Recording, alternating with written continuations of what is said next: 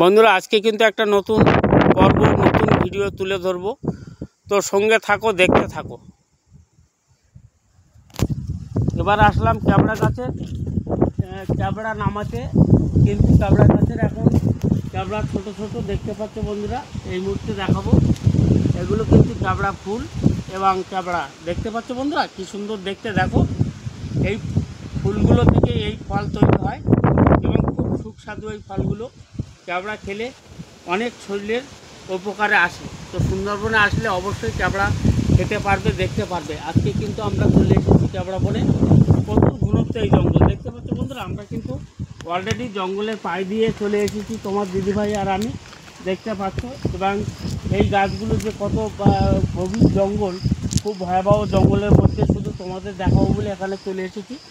এই জঙ্গলটা খুব ভয়াবহ জঙ্গল, কেননা মানে প্রায় বছরে যখন বাঘিনী তার বাচ্চা প্রসবের সময় হয়, সেই বাঘিনী কিন্তু এই জঙ্গলে আশ্রয় নেয় এবং এখানে তাদের বাচ্চা প্রসব করে। আমরা কিন্তু আজকে সেই ভিডিও তুলে ধরবো বলে চলে এসেছি। তো এবার দেখাচ্ছি সুন্দরবনের বিভিন্ন স্তরের জায়গা। দেখো, তো এই জঙ্গলের এই যে দৃশ্য তুলে ধরলাম, সঙ্গে থাকবে, দেখতে থাকবে।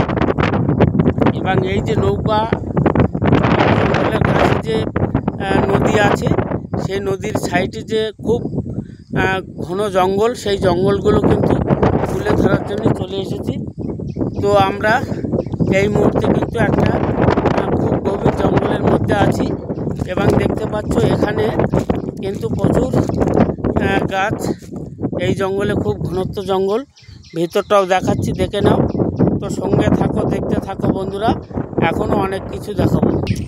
ক্যাবড়া বন থুয়ে এবারে আসলাম বানবনে। সেদিন বলেছিলাম এই যে প্রচুর সারিবদ্ধ গাছগুলো, এগুলো বান গাছ। এই বাইনের কিন্তু প্রচুর পরাগ হয়।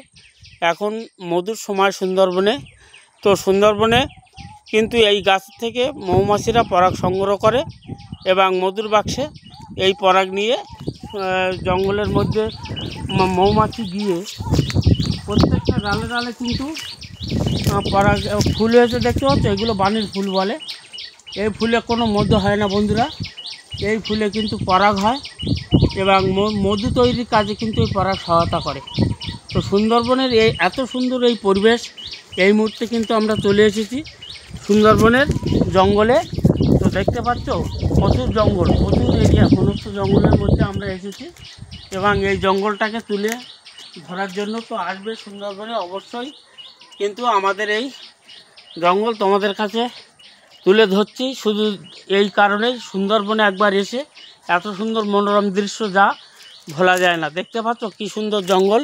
আমরা কিন্তু একদম সুন্দরবনের জঙ্গলে চলে এসেছি এই মুহূর্তে। তো সঙ্গে থাকো, দেখতে থাকো, আরও অনেক কিছু দেখাবো বন্ধুরা। এবারে কিন্তু আমরা এগিয়ে যাচ্ছি জঙ্গলের পথ ধরে সামনের দিকে এবং খুব ভয়াবহ এই জঙ্গল, তবুও আমরা কিন্তু তোমাদের সঙ্গে আছি। যাই হোক বন্ধুরা, এতক্ষণ ধরে সুন্দরবনের যে গাছপালা আমাদের কি কি কাজে লাগে সে বিষয়ে কিছু তথ্য তুলে ধরলাম। সঙ্গে থাকবে, দেখতে থাকবে। আমি রঞ্জিত মিস্ত্রি, সুন্দরবন মিনি ব্লগ চ্যানেলের পক্ষ থেকে তোমাদের এরকম নতুন নতুন ভিডিও অবশ্যই তুলে ধরবো। আমাদের এই যে চ্যানেলটা আছে, একটু লাইক সাবস্ক্রাইব করে দেবেন, সঙ্গে থাকবেন, দেখতে থাকবেন।